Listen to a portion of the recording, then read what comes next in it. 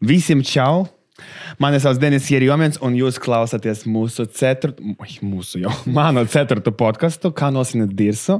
Un man tā paveicies, ka šodien ciemos ir mana ne tikai draudzene, bet arī kolēģija un konkurente savā ziņā, kura arī novēroja manu dirsu no A līdz Z. Un mums šodienas tēma ir par konkurenci Latvijā.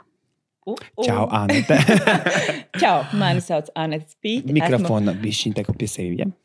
Čau, mani sauc Anete Spīķa. Esmu Denisa draudzene un ne tikai esmu gājis cauri visai viņa pakaļai.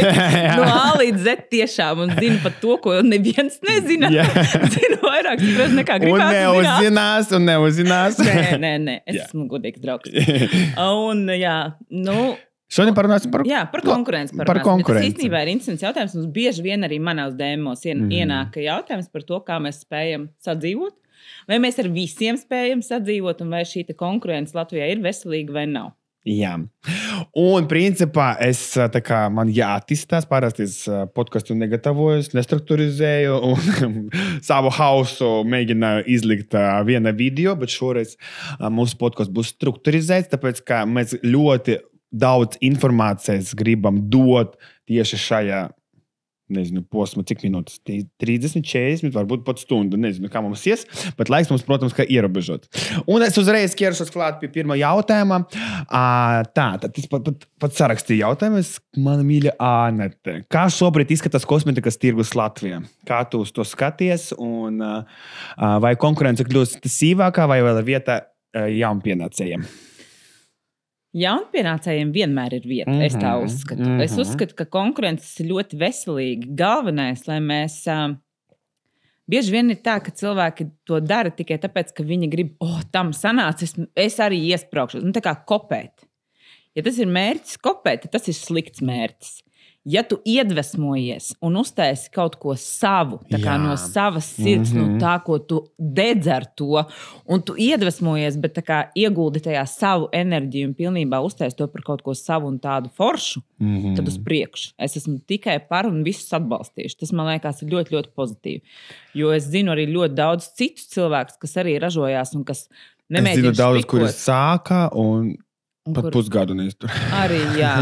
Bet man ļoti patīk, ir ļoti daudz šobrīd, kuriem ir tik dažādi tie virzieni. It kā viens, bet dažāds. Mums arī it kā viens virziens, kosmētika, bet pilnīgi dažāds. Jā. Principā mēs arī varam uzreiz par to tēmu atklāt, lai mūsu varbūt jauni kaut kādi skatītāji, lai uzreiz saprastu, kas ir Anete. Vēlreiz pastāsti, lūdzu, par tevi ir savs zīmols. Tu esi pirmā no influenceriem, kur vispār rādīja kosmētiku, un tu iedvesmoji mani arī, un tāpēc tas ir cilvēks, kurš vispār ieņem, rādīja trendu Latvijā. Tāpēc pastāsti bišķiņ vairāk par savu zīmolu, lai mēs varam saprast. Mans zīmols saucās Spike, kas ir atvasināts no mana uzvārda Spīķa, un angliski tas izrunājās kā Spike. Un, es radīju savu zīmolu. Mēs sākām ar ķermeņa spīdumu, tas ir glow, kurš ir tāds Photoshopa efektu ādai rada. Tu uzsmērē un izskatās, ka tev āda būtu tā kā Photoshopēta. Ļoti daudz fotogrāfu šobrīd to izmanto, tāpēc, lai mazāk strādātu pēc studijas apstrādē un tā tālāk, un arī vakarus pasākumos un visu kaut kur. Pirmais produkts, ko uzražoju, vienkārši soldautā 2 dienu laikā man bija tāds. Ak, Dievs, tas ir iespējams. Vienkārši man bija. Es raudāju, es priekiem, es kliedzu, es lēkāju, es nezināju, kur man likties, kā mums paspēt atkal saražot. Tas vēl piedāvām bija līgo posms. Tas bija tieši, es palaidu īsti pirms savas dzimšanas dienas. Cik gadi atpakaļ? 3,5. Jā, točnā? Gandrīz 4. Mēs tev iepazinājās, ka tieši palaidi to... 3,5 gadi tagad ir. Mēs tieši iepazinājās, ka tu tikko palaidi to produktu. Jā. Pagaida, bet labi, pēc tam otrs, kas parādījās? Otrs īstenībā jau bija pirmās plānā, bet otrs bija tik ilgi jāražo, ka glows iznāca pa priekšu. Es jau glowu taisīju vairāk nekā pusgadu vai gandrīz, tūp pie gada.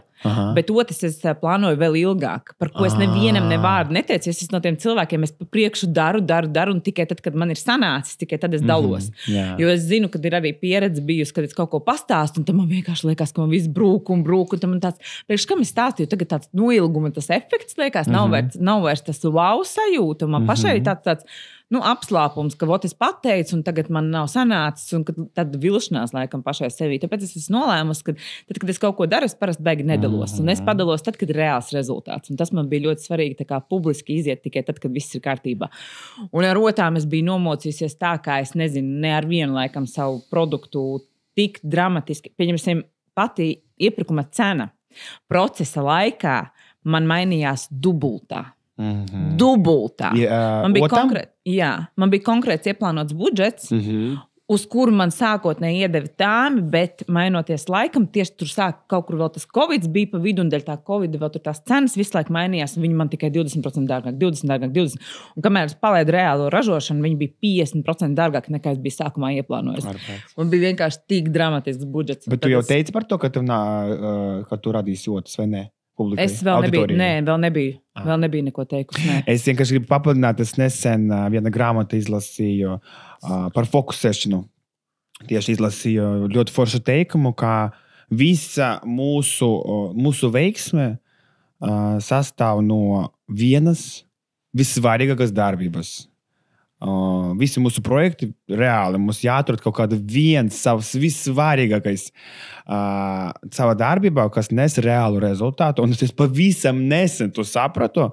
Un es varu uzreiz atklāt kartis. Es reāli sapratu, ka man ir jādeleģē absolūti viss, izņemot manu kontentu. Jo vairāk es delegēju kontentu, jo vairāk es delegēju to saturu, ja man kāds spiež darīt to, ko es negribu, man viss neiet tā, kā es gribu. Tā ir. Un es sapratu, ka man vispār jāfokusēs tikai un vienīgi uz to, ko es gribu parādīt, kas man ir dvēseli, kā es pat montēju, man tas pat vairāk patīk. Un es domāju, ka tavs varbūt superpower neteikt nevienam tas, kas tev ir sirdī, tas arī tā kā viens no fokusētiem, jo es būtu pateicis visu. Es zinu, Dievs, mums bija helikoptera pieredze. Mēs taisam to milzīgo projektu ar helikopteru, kur vienkārši ir jāklusē. Denis nopačē bantīti un ieliek telegramā. Es vismaz bantīti ieliku. Es saku, Denis, tev teicu klusē pilnībā. Tā kā nē. Tas bija vienkārši, es saku, oh my God. Jā. Varbūt tu vari pateikt, kāds tev ir tāds super fokus. Viena darba, kas tev nes lielāko rezultātu. Kontentu. Es arī sen atpakaļ sapratu. Es atceros, kad es sāku deleģēt vispār kaut kādas lietas. Pirmais, ko es meklēju cilvēku, kas man palīdzēs taisīt kontentu. Un pēc tam es turpināju darīt pati visas tur grāmatvedības lietas, vēl kaut ko. Un tad es tādu vienkārši vienā brīdī apstājos un domāju, kāda sūda pēc. Es deleģēju to, kas man patīk. Un apsēžos pie kodiem papīriem, kuri man riebjās. Es vienkārši, man asaras birsta sēžu kratos pie tā datora. Es domāju, kāpēc? Es vienkārši pati tā izdomāju. Un jā, es pie tā nonācu kādu 2 gadu laikam atpakaļ vai 2,5. Un es nolēmu, ka pareizi, man vajag atrast vienkārši cilvēku, kas man pako paciņas, kas ievieš kārtību studijā, kas sagrupē, kuram cilvēkam ir, es esmu mākslinieks. Man ir, viss ir skaisti, man vajag visu kaut ko izdomāt, es varu atbraukt studijā, uztaisīt pilnīgi bardaku, tur kaut kosmētika, visu radošā atmosfēru un tā. Man vajag kādu, kas to visu sastrukturizē man. Kāpēc es sevi noliku tajā vietā, ko man besīt darīt, nevis darīt to, kas man patīk? Jā, un tiklīdz es to sapratu, man palika daudz vieglāk. Visu grāmatvedību nodevu grāmatvedēju, visus papīrus nodevu māsai, kura savukārt ir tāda, kas cilvēks, viņa katru to solīti, visu to sīkumu, viņa pārbaudīs, viņa cerēs, saka, Dievs, ko tu vari ņemties, viss jau ir labi, tipa chill. Nē, man vajag pārbaudīt vēl 10 reizes tādu. Sēdi pārbaudi, aleluja. Un tad man meitene, kas ir studijā strādā, viņa ir tik strukturēta, viņai viss ir tā kā plauktiņiem, viņai vienmēr viss ir tā. Man tāds, ak, Dievs, šis ir tas dream team, vienkārši aleluja, beidzot. Jā, un tagad es esmu atradusi arī vēl vienu meiteni, kas man ļoti patīk, kā montē manu kontentu. Man patīk, kad viņai tās idejas ir ļoti līdzīgas. Un tas arī atvieglo manu to sajūtu. Bet līdz šim man ir bijusi arī tāda pieredze, kur es nevaru. Es biju atdevusi vienu brīdi vienai meitenei, bet man, tas saturs izskatījās ne pēc mani uzreiz. Un tur nebija mana enerģija. Un tas uzreiz ir ļoti jūtams. Un arī sekotāji to redz. Jā, tāpēc ir ļoti, ļoti svarīgi tā kā paturēt to savu būtību. Jā. Es arī paņemšu jautājumu no vakardienas podkastā. Noteikti viņš tik izgāja, tu nepaspēji vēl viņu noskatīties, un tu nezināsi, kas par ko mēs runājam. Tāpēc varbūt es gribēšu salīdzināt tas domāšanas divas ar vakardienas sekotāju, ar ko es runāju, un šoreiz tev pajautāšu, ko tu no pagājušā gada mārketinga neņemsi šogad?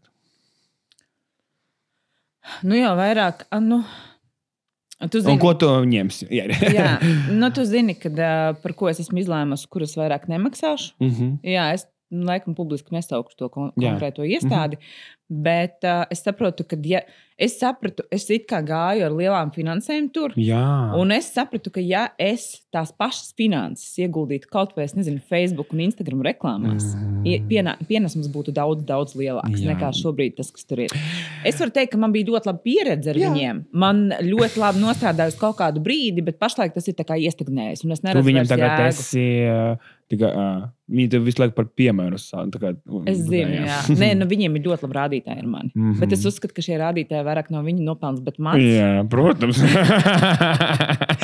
Jā, jo mana atpazīstamība viņiem ļauj rādīt, redzat, kā mēs mākam, bet īstenībā tas ir tā kā drīzāk otrādāk, ka viņiem ļoti ir paveicies šis kā piemērs. Viņi teica, ka ne ar vienu citu tā nav. Tad tas ir rādītājs, ka tas tomēr ir vairāk uz mani attiecināms. Es īstenībā, kad es arī šodien tieši par to sēdēju un domāju, un tā kā man ir cilvēks konkrēti, kurš var ielikt, targetu pat, piemēram, Facebookā, metā, un es vienkārši pārēķināju, domāju, neужели tik liela budžetu maksāju un tik milzīgu procentu komisiju atdevēt? Oh my God, nopietni, man noalgot, ja tev ir vairāki projektu, vispār vai noalgot targetologu vai cilvēku, kurš ar to ņemsies. Bet mēs bišķiņi atgriezīsimies pie mūsu tēmas par konkurenci, un tu pabeidzi savu domu? Jā. Redzi, ka es māku arī komunicēt un klausīties, un uzdot pareizi jautājumus. Es pat sajūtos nejāpt, ka es tik daudz runāju, un tu klusē, man bija tāds, ka Dievs Denis neko nav pateicis. Jā, podkasti ir tāda lietiņa, kuri māca īstenībā, es taisot šo podkastu katru reizi. Es tik fokusējos, klausos sevi, ja es runāju viens, ja ar viesi klausos otru. Šī tava dirsta tev ļoti noderēja. Jā, un man ļoti patīk katru reizi kaut ko saprast pēc podkasta, un man tagad arī pēc tam te pastāstīs pēc podkasta, kad man ir insighti jau uz šim 10 minūtēm jau ir atnākuši. Nākamais jautājums, vai Latvijas patērētāji vairāk izvēlas vietējos zīmolus, vai tomēr domina starptautiskie giganti? Dominē noteikti starptautiskie giganti. Tas ir pilnīgi viennozīmīgi. Turpat mēs pat varam neapspriest, lai cik cilvēki teikt atbalstam vietējos. Jā, lai cik cilvēki neteikt atbalstam vietējos, tomēr. Tam, ka vietēji pat labāki. Jā, bet mums kā vietējiem ir ļoti sarežģīti izkonkurēt cenās. Tāds milzis. Viņam uzreiz, piemēram, tās pašas iepirkums, tās pašas sotas. Ja es spētu tās sotas, kaut gan labi, man tāpatās tās cenas ir smieklīgi salīdzinoši ar gigantiem, kuriem, starp citu, piedāvājuma cenas ir daudz lētākas. Ja man tur iepirkumā, kaut kāda viena ota maksātu, piemēram, 10 eiro, tad viņiem tā pati tādas pašas kvalitātes maksātu 4 vai 3. Bet es pārdotu, pieņemsim, es nezinu, tur pa 20, viņi viņu pārdotu pa 40. Neskatoties to, ka viņiem cena ir iepirkumā 3. Un kvalitāte iespējams pat vēl zemāk, kad iespējams viņiem vispār €50 viņi maksā iepirkumā. Tāpēc, attiecīgi, viņiem Es to domāšu, vispār cilvēkiem mainītu par to, ka tiešām jāatbalsta. Un es vēl pateikšu vēl vienu lietu. Es tiešām ļoti, ļoti lepos ar katru zīmolu rādītāju Latvijā, jo tik mazā valstī, tik maza cilvēku skaitā spēt kaut ko radīt, kad iepirkumi produktiem ir pa 5,000 gabalā. Minimums gabalā iepakojumi. Un mēs vēl ar sevi katrs vēl kaut kādas drāmas grib tur tā ko. Es vispār uz to tagad šobrīd pat neatbildu bez reakcijām, bez nekādām emocijām, bet vispār malači. Un tagad uz šo brīdi es zinu, ka Latvija ir ļoti spēcīgi zīmoli, vienalga tiešām spēcīgi, jo es paskatos arī ne pašā man sūtīja nesen no Krievijas, kuri palaiž tur pat, vispār pat kvalitāte 100 reizes zemākā, bet viņam ir ļoti daudz, piemēram. Ļoti daudz cilvēku, un mēs te cīnāmies viens ar otru, un mēs tagad varam izkonkurēt tikai ar kvalitāti. Jā, un tas ir īstenībā. Mums ir tik kvalitatīvi produkti. Tas ir vienkārši nenormāli. Kādu dvēseli mēs ieguldam tajos produktos, kādu kvalitāti mēs iebāžam. Es nezinu, jebkurš lielais zīmols, tur 1000 prasītu cenu par tādu kvalitāti. Es esmu pārliecināta arī savus produktus. Es neesmu redzējusi nevienu zīmolu, kas ir lielais grants. Kaut kādus, dažus. Ir daži zīmoli, kuri ļoti izceļās tieši ar kvalitāti. Viņi ir arī padārgi no lielajiem grandiem. Bet tie, kas ir vienā cenu kategorijā ar mums, nevienam nav tāda kvalitāte kā mums. Nevienam. Reāli. Es esmu pārliecināta uz 100%. Es arī pie tehnoloģiju ķīmikas arī skatos, piemēram, certifikātus uz katru ingredientu, un es skatos to procentuāli, cik viņi ielikt tajā krēmu vai serumu, vai tu skaties, reāli maksimus. Neviens tā nedara. Tikai mēs. Tikai mēs.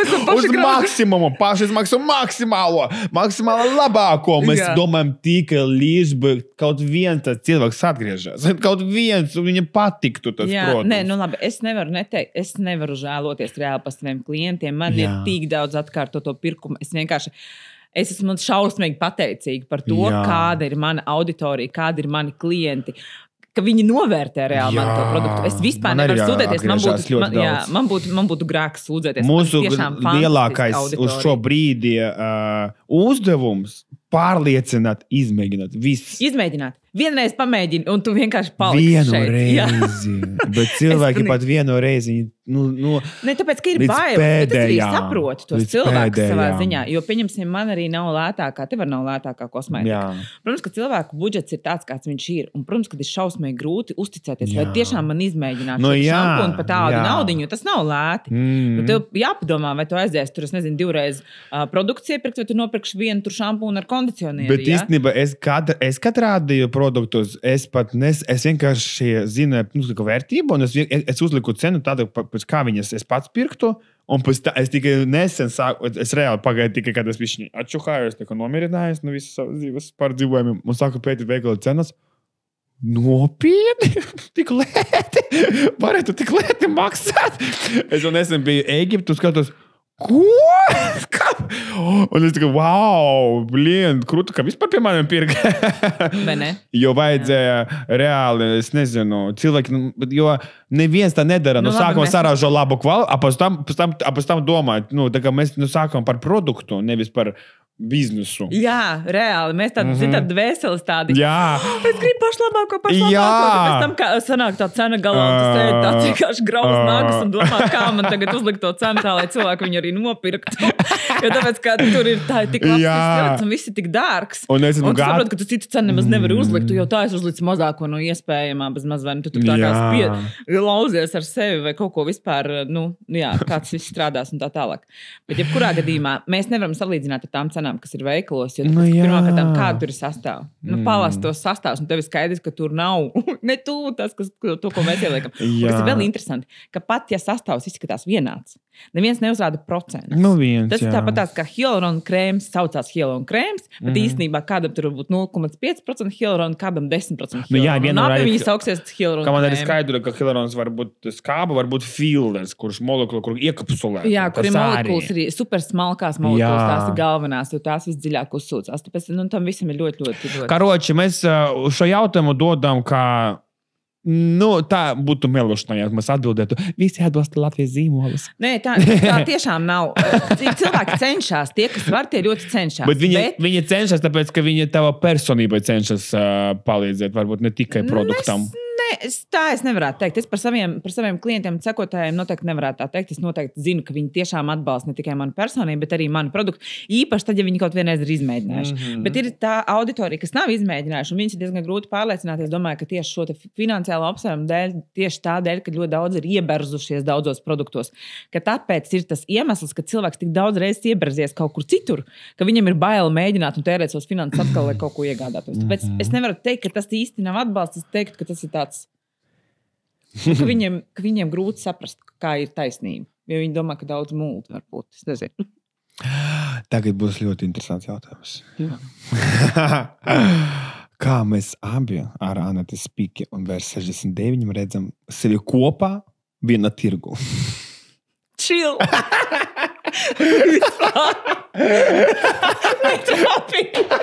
Jā, tieši jātrāpā. Es varu pateikt savu redzējumu, tu pēc tam vari papildināt mani. Mēs par to 100 reizes runājam.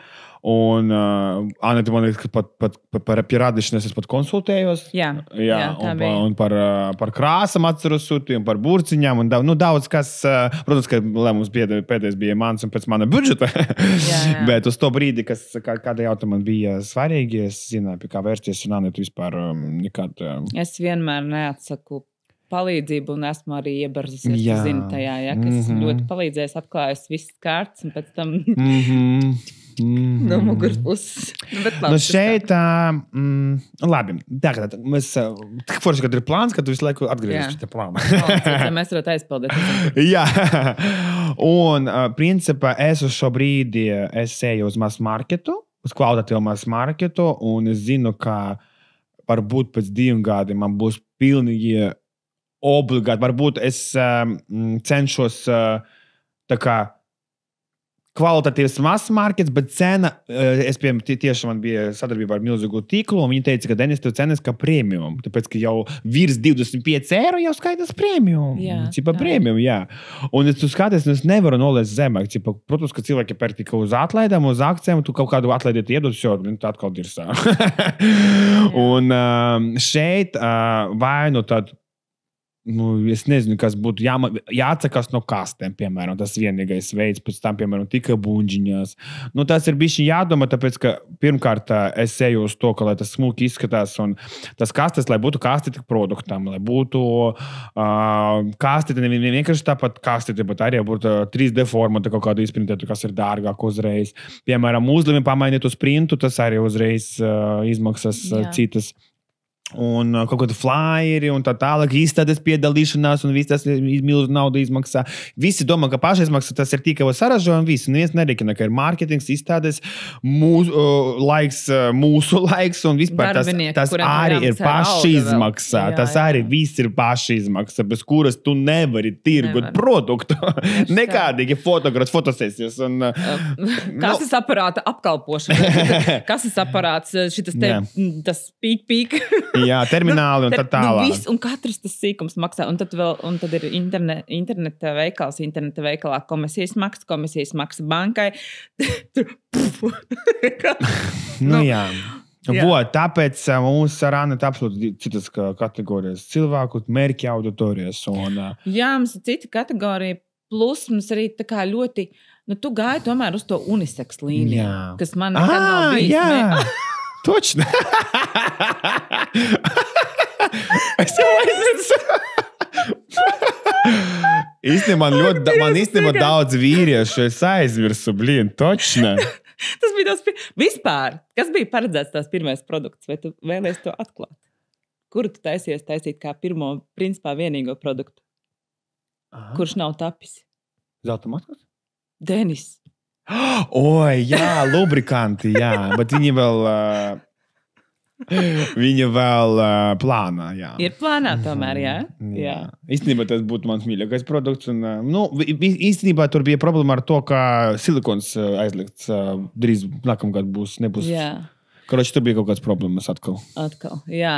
Jebkurā gadījumā tas bija principā vienīgais produkts, ko tu sācies izlaist. Un CSK līnija. CSK kapšanā. No lubrikantos CSK kapšanā. Pats neatceries, ko tu gribēji ražot, to, ka tev ir unisex sērija. Labi, ka tev ir tāds draugs kā es, kas tev atgādina. Visu laiku man atgriež. Tagad, principā es atbildēju, kur bija papildināt, kā mēs kopā varam atrasties viena tirgu. Jā, mēs pilnīgi mierīgi, mums vispār nav nekāda problēma. Turklāt mēs viens otru atbalstam, konsultējam. Mēs pat varam kolaborēt mierīgi, un tas arī netraucēs. Mums vispār netraucē, un vēl jau vairāk es zinu, ka es esmu Denisam devis kontakts, viņš ir man devis kontakts, burcīns, viņš sūta no kontaktu, ko es viņam iedevu. Viņš savukārt man ir iedevis cits kontakts, kur atkal es kaut ko varu izdarīt. Ražotāju vienu man iedevu, kuru es nezināju. Visu laiku ir tāda sinerģija, kura vispār viens otram netraucē. Un es neredzu nekādu veidu, kāpēc mēs sastrīdētos. Un vēl kas ļoti svarīgi, mēs tevi savā starpā esam ļoti atklāti. Pat tad, kad mums kaut kas ir tik besī, mēs varam viens otram pateikt un tā kā Kovuči tā. Un tāpēc tam mēs varam izrunāt un tā kā pateikt, kā mēs abi esam jutušies un viss ir chill. Un tas ir pats galvenais īstenībā, man liekas. Jā. Vai ne? Paldies. Īstenībā nākamais jautājums. Man nav īstenībā, kā tev ir daudz lielākā pieredze un radīšanā, un šis jautājums ir tieši domāts tev, jo es pat nezinu, es nezinu, varu vārdos teikt, bet es nezinu, kurš būtu pirms teviem, kurš rādīja kosmetiku. Ir tādi? Ne, Latvijā? No influenceriem, man liekas, neviens. Ir kosmetikas ražotāji Latvijā, kas ir tā kā... Nē, jā, protams. Bet tā no influenceriem nav neviens. Es biju pirmā, kas visu izveidoja. Gan otrs, gan kaut kādu kosmetisko ķermeni. Kā tu jau sen gribēji? Es atceros to stāstu. Es vispār no bērnības gribēju to visu. Es tad, kad kļuvu par vizāžistu, man nekad nevienu brīdi nebija tas mērķis tā kā tikai vienīgi krāsot. Man tas ļoti, ļoti patika.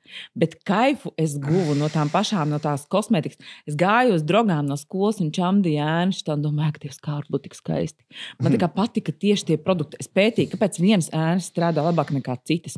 Kā atšķirās tā formula, kāpēc šī tā klājās. Un sāku pētīt, ka sastāvs vēl būdama kaut kādā, es nezinu, kurā tur klasē, varbūt kaut kāda 13, 14 vai 12 gadu man bija. Es reāli, man tā kosmetika likās vienkārši tāds, wow, kā es gribētu radīt tādu, tā kā, lai nevienam viņš nesagādā problēmas, tā kā, lai ar to ir viegli. Es atceros, es tur pa savu pēdējo naudiņu tur sagrabinājos, jo nebija finansiāli tā kā tik labi, vispār nebija labi apstākļi, ja tā kā es biju maza. Un tur sagrabina kaut kādām acu ēniņām, tu nopērc un viņas riktīgi sūdīgi krāsojās. Un bija tāds, cik Dievs, cik žēl, tā kā, ka tu izmet naudiņu. Man likās, ka vienmēr būtu tik forši radīt kaut ko, kas tiešām cilvēkiem labi strādā. Es ka tev nav tāda problēma. Radīt kaut ko, kas tev tāds... Tāpēc, mūsu domāšanai tas taču nevar. Mūsu domāšanai ne, bet citiem cilvēkiem tas tie, kur domā par biznesu, jā. Vienkārši štoncēja jebko, lai dārā, ka tikai iztirgot ātrāk. Nenotirgojās. Tas impulsīvais pirkums. Vienreizējais pirkums. Jā, vienreizējais pirkums. Un tad viņi tad tikai ražo jaunas kolekcijas, vēl kaut ko cits. Tur ir cita biznesa domāšana, nav tā kā mums. Mēs tipa domājam par to, kā mēs uz nākotni. Mēs visu laiku domājam uz nākotni. Es prioritāri domāju par cilvēku. Un tikai pēc tam par savām finansēm, kas īstenībā no biznesa viedokļa nav pareizi. Es nezinu, kas ir pareizi, vienkārši būt unikālam. Jā, unikalitāte, tas ir ļoti, ļoti svarīgi. Tātad, un pie kā mēs atgriežamies, tagad tēma būs, kas strādāja 5 gadus atpakaļ un strādā tagad un strādās nākotnē. Un tieši pēc šīs tēmas ir pirmais jautājums, kas pirms 5 gadiem bija tādi galveni veiksmīgs faktori, un tad tava gadiem pirms 3,5 gadiem. Bet īstenībā tu esi skaistu kopšanā jau 20 gadus, tāpēc mēs varam droši runāt par 5, pat par 10 gadiem. Kas pirms 5-10 gadiem bija galveni veiksmes faktori kosmetikas zīmoliem, kvalitāte, cena, iepakojums vai kaut kas cits? Pirms 10 gadiem. Vai vispār ir tendence kaut kas mainās? Ir tendence ļoti liela. Davai, man interesanti. Es saku tā, pirms 10 gadiem bija cena. Jo izdevīgāk, jo labāk. Lielākoties. Tad kādi 5 gadi atpakaļ parādījās trends, ka jo dārgāks, jo labāks. Pretēji. Un tu tā jau gribi lauciņā, ne? Pilnīgi pretēji. Jā, es sākotnē sāku krāsot. Es mēģināju arī atrast budžeta klasē labāko kosmetiku. Attiecīgi arī maksāju lētāk kā vizāžists. Taču pirka kosmetiku nereāli daudz. Jā. Un attiecīgi arī kā vizāžists prasīja mazākas cenas, jo es vienmēr domāju par cilvēku, lai viņš varētu to atļauties. Pēc tam augu es pati attīstījos, un es sapratu, ka tas lētais bieži vien tomēr tā nestrādā. Gan sastāvi slikti, gan viss pārējais. Un es sāku saprast, un es arī skatījos, kā mani klienti aug man līdzi, jo es sāku izvēlēties labākas preces un arī celt savus cenas, un nevienam nebija iebildumi, jo viņi redzēja, kā aug kvalitāte. Un tiklīdz tev aug kvalitāte, tad cilvēks ir gatavs arī maksāt par to vairāk. Protams, ja tu prasi cenu neadekvāti par nekvalitatīvu lietu, tad nē, bet arī cilvēki auga tam līdzi. Un šobrīd tā tendence, man liekas, ir kļūst vēl izteiksmīgāka. Cilvēki ir gatavi ieguldīties tomēr labākās lietās, bet kas ir ilgtermiņa. Nekā tajās, kas vienkārši ir tikai impulsīvs pirkums un kā tikai. Tāpēc es novēroju, ka cilvēks ir gatavs iekrāt, tagad impulsīvie pirkumi, vairāk, bet tagad pat impulsīvam pirkumam jābūt ļoti vērtīgam. Apmēram, jā. Jo lielākoties tādi impulsīvie pirkumi palikuši ļoti, ļoti mazi. Ja pirms 5-10 gadiem, pirms 5-4 gadiem Instagramā es varēju pārdot jebko. Da labi. Te bija lielākas pārdošanas nekā tagad? Pārdošanas bija vienkārši kosmiskas. Tu taču pats, kad mēs iepazināmies. Kādas bija pārdošanas 3,5 gadu atpakaļ? 4 pat bija dažreiz. Jā, 4000 dienā uzreiz pēc mana kodiņa. Un tagad... Bet īstenībā no influenceriem vispār kā tādiem jauda ir tā kritusies. ļoti kritusies. Un tad es sajūtu, ka, ja reklamē influenceris, es negribu pirkt. Ļoti daudz, man arī tāds sajūta, ka ļoti daudz cilvēku tā ir. Jo, zini, ir ka kaut kāda es tāda nezinu, situācija. kāpēc, varbūt man tā liekas, jo... Tāpēc es esmu izslēgusi reklāmas, gan arī no savu saturu, man nav vairs reklāma vispār. Jā. Es jau zinu, es tev palīdzēšu. Lai, paldies! Jā. Ir sātkal. Nē, tu zini, man Jā. ļoti patīk James Reed, un mēs ar viņu darbosimies, un viss būs Super. labi, es tev palīdzēšu. Paldies. Bet, Jo tieši James Reed, man liekas, ka vispār es tev pateicot, es tavu sekotājiem. Paldies Dievam, ka viņam arī patīk. Paldies Dievam! Kāpēc? Kad es nekad nemūdu. Man sekotājs zina, ka es nekad nestāstīšu to, kas man nepatīk. Jā. Man cik nav mēģinājuši, ko tikai ietirgot, un visu man nepatīk, un tu vari skriet pret vēju, man var solīt maksāt, cik grib un tā tālāk. Manu viedokli nenopirks. Un James Reeds man patīk no visas sirds, no visas sirds stāst un cilvēki, kas man seko, viņi man Bet mēs tagad nesapratām. Sapratām. Tad mums ļoti, tad, ja mēs varam uztaisīt tādu, kad man būs ļoti daudz naudas montāžām, un manam podkastā arī šeit parādīsies šeit grafiks, un mēs tikai saliksim kvalitāte, cena, iepakojums. Tā kvalitāte, cena, iepakojums. No 5 gadu laika, piemēram, kvalitāti uz augšu vai uz leju? Lejā? Tagad augšā? Tagad ir augšā. Cilvēki grib kvalitāti. Ok, cena? Cena... Cenas par sevi augstākā. Jā, ja vēl pašas par sevi ir augstākas, bet, ja vēl pieņemsim gadu atpakaļ, cilvēki bija ļoti cilvēki daudz tagad gatavi maksāt, ļoti. Tad tagad viņi tomēr... Es pat neteiktu, ka cenai kritums ir. Es teiktu, ka pirkumu daudzumam ir kritums. Viņi labāk nopirks vienu, bet dārgāk. Nevis 5 un sliktāk. Jā, varbūt. Mans tāds viedoklis. Jā, pat iepakojumu? Un par iepakojumu es teikšu, ka tas ir ļoti svarīgs. Bet viņš kritās kvalitāte iepakojumam vai uz augšu? Man liekas, ka vispār tagad no premium iepakojumiem daudzi tā kā bišķi ir jūtams, ka var ekonomēt. Kvalitāte ir kritusies, tāpēc, ka es arī turpinu kosmētiku pirkt, citu tonāli un tā tālāk. Jā. Un tiem pašiem zīmoliem es jūtu, ka pats iepakojums ir palicis sliktāks. Acīm redzot, viņi negrib sastāvu bojāt. Bet uz kaut ko ir jāietaupa, jo cenas nenormāli aug. Un visi mēģina kaut kā vismaz izbīdīt to budžetu, lai viņš būtu kaut cik jēdzīgs.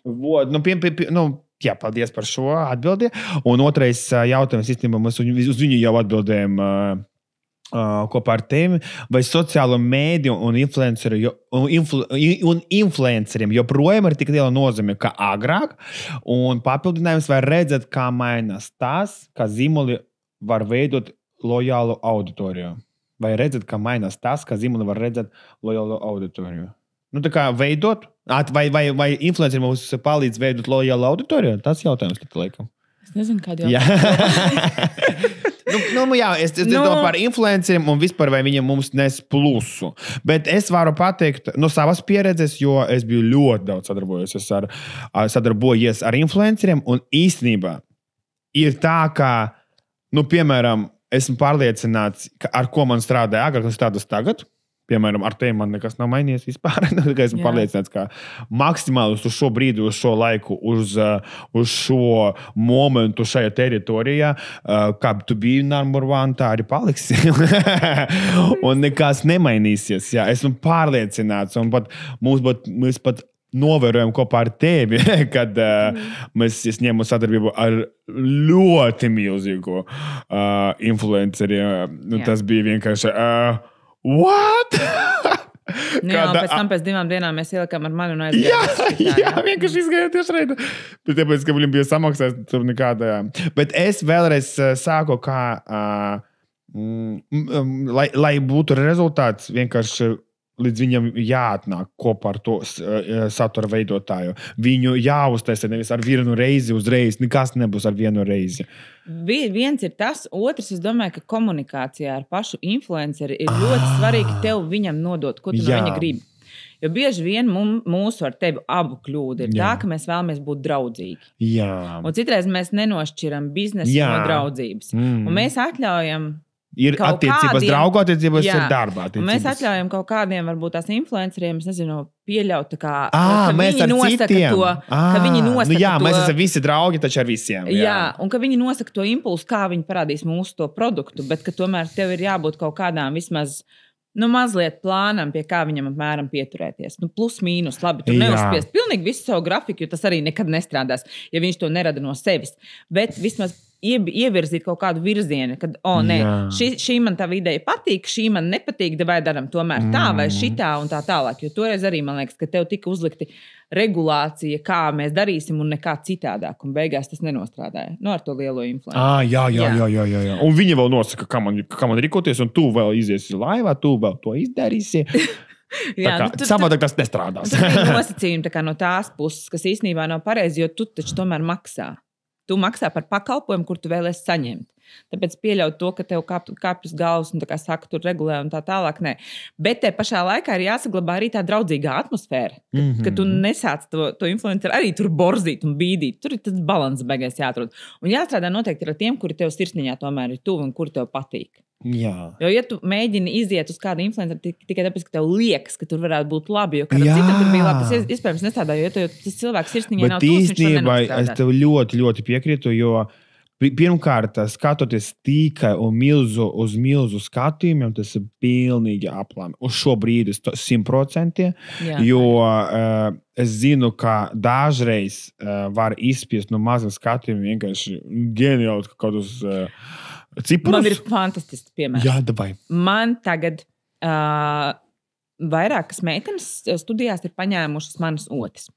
Viena vēl pagaidām nav sākusi tirgot, bet viena meitene, viņai ir tikai 4000 sekotāji, kas ir salīdzinoši Mārsdijā. Viņai pārdos, un viņa man tirgo otis uz 1000 nedēļā.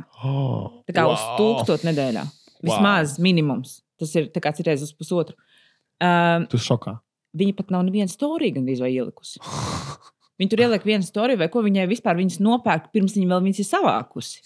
Tā kā man ir tāds, varbūt vispār mums ir jāpāriet uz mikroinfluenceriem. Tur ir tā vieta, kur uzticās. Tāpēc, ka man liekas, ka tie, kas ir tie superlielie, viņiem vairs tā netic.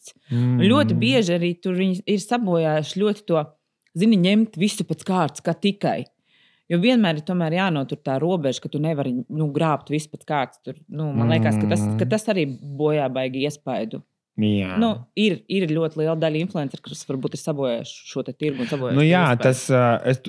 to arī varu pateikt, tāpēc, ka, ja mēs, piemēram, dzīves laiku ļoti mainamies, un mēs pievilkam attiecīgi šajā enerģijā, kura es atrados līdzīgos cilvēkos, un tu vari iedomāties, cik cilvēks savā, piemēram, 3 gadu laikā pats mainījies enerģetiski, un cik dažādu auditoriju ir pievilcis. Un viņš, piemēram, tagad uz šobrīd es atrados tādā stāvoklī, un tā enerģija viņam kā jocīgi uz mani skatīties, bet man nāk jauna auditorija, bet tie atsaku, un tāda visu laiku notiek tāda apmaiņā, un interesanti. Interesanti. Tāpēc es saku, jāizvēlās cilvēki, kas atbilst tam brīdim tavai enerģijai, man liekas, ka tas arī tad vislabāk nostrādā. Jā. Tāda par stratēģiju, jūsuprāt, kas būs aktuāls šajā gadā, nākamajā gadā, vairāk dabīgas sastāvdaļas, ilgspējīgs iepakojums vai personalizācija? Es teiktu, ka noteikti ilgspējīgums jebkamā, gan sastāvā, lai tas būtu tāds, kas ir strādājošs ilgtermiņā, gan iepakojums. Protams, ka cilvēki tagad maksimāli cenšas. Es arī tagad palaidīšu šampūniem lielos iepakojumus. Jo man ir ļoti liels pieprasījums pēc tā, jo cilvēki arī negrib. Man arī tieši ļoti daudz raksta un uzsver to, ka es negribu tās pudelītes pēc pudelītes. Man pašai arī tā, ka man sirsniņa sāp, kad es pati mājās, mēs esam 3 meitenes ar ļoti gariem matiem. Mums tā viena šampūna pudele vienkārši tā. Es iedomājos, ja kādai vēl ir tā. Uzpildīt plāno, ja? Nē, es litrīgās pudeles vienkārši laidīšu.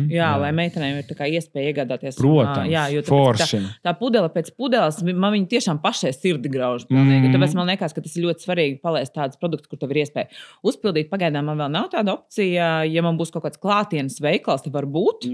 Bet, jebkurā gadījumā, tad pašlaik vismaz lielos iepakojumus šamponiem, kondicionieriem palaist, jo tie iet uz urā un cilvēki tiešām pieprasa to. Tāpēc tāda ilgspējība, man liekas, tā ir nākotne noteikti. Jā, tā paldies. Tas ir skumji atbildēt tādiem jautājumiem vai ne? Es nezinu, kā. Vispār. Kāda enerģija var ūdens vai pajāt? Superīgi, jā, paldies. Tas man bija svarīgi. Jā. Kāpēc tev liekas, ka skumji? Ne tikai es domāju, ka varbūt tā kā skola, zini, mēs atbildam viens otram uz jautājumiem, bet, mums varbūt tas ir, citi varbūt tas ir super interesanti. Es nezinu, uzrakstiet komentāros, lūdzu, kā jūs jūtaties un vai jūs noskaties līdz vidum jau šo podcastu. Tas būs svarīgi. Man. Es domāju, ka cilvēkiem ir ļoti interesanti, tāpēc, ka mēs jau tādām aizkulisēm nedalāmies. Publiski. Es domāju, ka šādas aizkulises ir ļoti, ļoti interesants. Un parasti, kad es esmu bijusi intervijā, cilvēks saka, wow, tu atklājies no citas puses, un tā kā mēs sadzirdējam to, par ko jūs parasti nerunājat. Tā kā es domāju, par to tur nav. Viss ir interesanti. Denisam vienmēr ir tāds overthinking. Es domā, kas kur kā būs. Bet es varu tagad, tad ir interesants jautājums, ko mūs jau šobrīd iemācīja mūsu konkurenti. Varbūt vienmēr neatklāt viņiem visas savas kārtis. Jo pēc tam tu tā kā saņem tādu tuk. Aha. Jā. Bet, redz, ne uz visiem tas attiecās. Piemēram, tevis, man liekas, var stāstīt jebko. Mums tas viss iet citādāk. Jā. Varbūt, neuzticēties tik daudz un tā. Vairāk neko. Vispārējie konkurenti, kas man ir kaut kādi man arī tie cilvēki tāpat tās ir kaut ko iemācījuši. Un visas tādas skolas, man liekas, ir riktīgi foršas un vajadzīgas. Citreiz, ka tu ieberzies un dabūni ar grābekli papīri, tad citreiz tas tev tāds ir laba skola. Bet jebkurā gadījumā konkurence vienmēr tas ir veselīgi. Jā. Galvenais, lai tas ir autentiski. Īstenībā man konkurenti iedvesmo. Man konkurenti liek virzīties uz priekšu. Es redzu foršu saturu, man arī gribas foršu saturu. Jā, es gribu foršu iepakojumu, es arī gribu foršu iepakojumu. Vai ne? Un tās man liekas, kas ir super krūti. Ja nebūtu, es domāju, ka mēs tā nekad neattīstītos, piemēram, Latvijā, mums nebūtu tik. Mums ir cieša konkurence. Mēs jūtamies tā kā bišķi tā kā es nezinu, vai es vietējos. Man vietējie tie, kas ir. Es viņus vispār neuzskatu par konkurentiem. Es uzskatu viņus par kolēģiem. Jā, es arī uzskatu. Jā. Par konkurentiem mēs sev, tā uztvērām. Jā. Bet viņi tā neuztver. Par konkurentiem sev es uzskatu Dior. Jā. Yves Saint Laurent. Un pat tad es no viņiem tieši iedvesmojos, jo tas ir tas līmenis, uz kuru es gribētu iet. Eisenberg, ak, Dievs, man tā kā šie ir tie zīmoli, kā es gribu, lai man zīmols izskatās. Vismaz vizuāli. Jā. Es tur nerunāju visu par sastāvu un tā tālāk, bet tas vizuālais, tas vēstījums, es gribu, lai man zīmols izskatās tā. Jā, man patīk tāds elegants, tāds estetika, tā, kur katra meitene grib viņu ielikt tā kā bildītē, kur viņš izskatās tā garšīgi. Protams, uz tik ekskluzīviem iepakojumiem finanses man pagaidām vēl nepietiek, kur es varu tur visu tur iegravēt un tā tālāk. Manam jaunam produktam es arī prasīju, lai man uzliek to štampiņu. Zinu, ka tev tur logo izspiežās uz āru, tāds metālisks un tā. Es uzzināju cenu un tā. Iztiksim ar printētu. Labi. Jā, es nezinu, kam ir dzīve jānotiek, lai atļautos tādu kaut kādu. Nē, man arī vienam variantam 10,000 uzreiz iepakojumu, nevis 5, bet 10. Oh jā, un cena katram iepakojumam tāda, ka tev vienkārši macis stāvs ir. Es nezinu, cik man tam produktam beigās jāmaksā kaut būs. Tas labi uzdrukās man vienkārši. Bet kā tu uzskati, vai Made in Latvijā ir vispār tā kā Eiropa novērtēs, ja būs produkts Made in Latvijā? Ņemot vērā, cik daudz ceļoju, un ka tagad es saku, ka es esmu from Latvijā. You need taxes? You need tax free? Pieņemsim tur veikalos kaut kādos, tu ieeji nopēc drēbes, un tad tu pasaki, ka tu esi no Latvijas, un viņi tādi, vai jums saka tax free, jo viņi domā, ka tas nav Eiropā. Tāpēc es domāju, ka nē. Es domāju, ka pašā Eiropā tas noteikti nav, bet tāds Made in Europe. Jā, es arī domāju, ka Made in Europe. Jā, tu arī viens Made in Europe vai Made in Latvijā? Es Made in Latviju, jo pašlaik mēs vairāk tomēr uz Latvijas tirgu. Bet man ir tas EU karodziņš, tāpēc tas arī, viņš parāda, ka tas tomēr, ka tā ir Eiropa. Jā, certifikāts Eiropas. Jā, certifikāts. Tā. Principā, man uz šo brīdi jautājumi ir beigušies. Mēs varam papildināt šo podcastu ar iedvesmu citiem cilvēkiem. Jā, interesants jautājums. Ja tu tagad sāktu savu zīmolu, kā tu rīkotos? Ja tu sāktu visu no nulles, un kādi būtu tavi pirmie? Es pat zinu, kāds būtu pirmais pareizi izdarīts. Jā, par to vēl ne. Nu jā, par to vēl ne, bet... Labi, par to mēs vispār šobrīd neko nevaru teikt. Nevajag. Jā, es nedrīkstu nemaz juridisku apsvērumu dēļ. Bet, jebkurā gadījumā, es noteikti būtu varbūt tās no paša sākuma vēl padziļinātāk izstrādājusi visas iepakojumus tā tālāk un ienākus ar tādu jaudu uzreiz ar ļoti daudz viskotu. Nopietni? Jā, jo man ir tāda sajūta, ka tā man mazliet besītā muļāšanās. Es tur padrusciņām pa vienam produktiņam, kas viņu tur gadu taisu, to sejas mazgāšanas līdzekli. Mēs sākām vienā dienā, kad tu sāki taisīt savus produktus. Es toreiz paprasīju sejas mazgāšanas līdzekli. Un vienu sastāvdaļu beidz ražot. Un tagad es atradu jau citu. Un šodien es biju pie ķīmiķes, un viņa pateica, ka arī tā ir izņemta no ražošanas. Tikko tagad pa ceļam nobraucu ar viņu, viņa pateica, ka ir noņemts no ražošanas. Man var tāds... Gadu mēs cenšamies dabūt to vienu produktu, ko es gribu, un mēs nevaram. Tāpēc es varbūt tās nezinu lielāku pacietību un tad laist kaut ko vairāk kopā. Bet no otras puses atkal es nezinu. Nu, cilvēkam ir pamazām iespēja iepazīties. Tad ir viens, tad ir otrs. Nu kā, es nezinu. Nu, grūti teikt. Visādā ziņā, jebkas, ko es esmu līdz šim izdarījis, es laikam neko nenožēloju. Viss ir gājis, tas ir pats labākais, jā.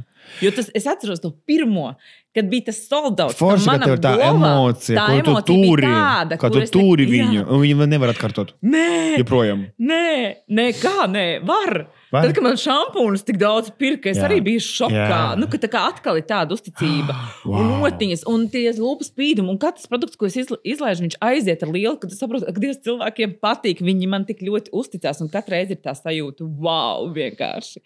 Super. Jā, Tāpēc, laikam, es baigi neko nemainīju. Jā, īstenībā, rekrutās superpowers. Es teicu, tas ir tavs fokus, ka tu turi to emociju, un tu ne par ko sevi nenodosi savas vērtības, tu iesi līdz beigām, mainīsi tas sastāvdaļas, tāpēc, ka tu zini to uzticību, tu zini to jaudu, tu zini tos cilvēkus, tu zini savus klientus. Jā, un tāpēc tev ir milzīga atbildība, un tā ir tava superpower. Īstenībā šīs nots mēs arī pabeigsim šo podcastu. Astiet komentāros zem podcastu. Mēs, protams, padalīsimies ar labākiem komentāriem savos sociālos tīklos un līdz nākamajam podkastam. Paldies! Čau!